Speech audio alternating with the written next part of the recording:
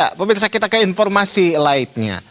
Jumat malam lalu, ini Hotman Paris mengumumkan dirinya menjadi tim kuasa hukum Febri Adriansyah, mantan Jaksa Agung Muda Tindak Pidana Khusus atau Jampitsus. Nah, ia menyoroti banyaknya kejanggalan dalam proses hukum yang menurutnya perlu mendapat penjelasan dari penyidik.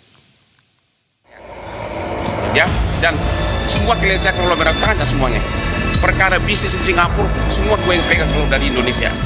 Pengacara kondang Hotman Paris kini menjadi kuasa hukum Febri Adriansyah, mantan Jampitsus, dalam kasus dugaan korupsi dan tindak pidana pencucian uang terkait penanganan perkara PT Asabri. Ia tampil usai turut mendampingi kliennya dalam pemeriksaan di Kejaksaan Agung Jumat malam. Hotman mengungkap ia bersedia jadi kuasa hukum Febri karena beberapa alasan. Salah satunya, Febri dianggap memiliki segudang prestasi sehingga menjadi kebanggaan Presiden. Bayangin orang yang kebanggaannya presiden tiba-tiba dikriminalisasi bahkan tanpa pamit sama presiden. Karena waktu saya di Singapura saya bikin akun bahwa nggak mungkin presiden nggak tahu. Ternyata nggak. Itu 430 triliun. Lu bayangin coba. Disitulah saya merasa marwah dari klien saya yang sampai sekarang hubungan baik. Saya merasa tertantang.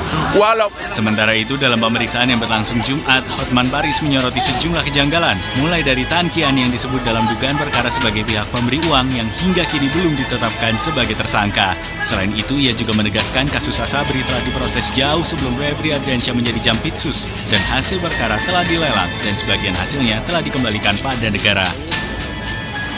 Kasus dari Asabri itu sudah mulai jauh sebelum Pak Febri jadi Jampitsus. Dia belum Jampitsus waktu itu. Ya, kasus Asabri itu sudah maju ke pengadilan bulan Agustus 2021 dan diputus oleh pengadilan Tipikor Jakarta di tanggal 4 Januari 2022, di mana Jampitsus juga belum Pak Febri. Padahal untuk penentuan final decision tersangka itu adalah Jampitsus.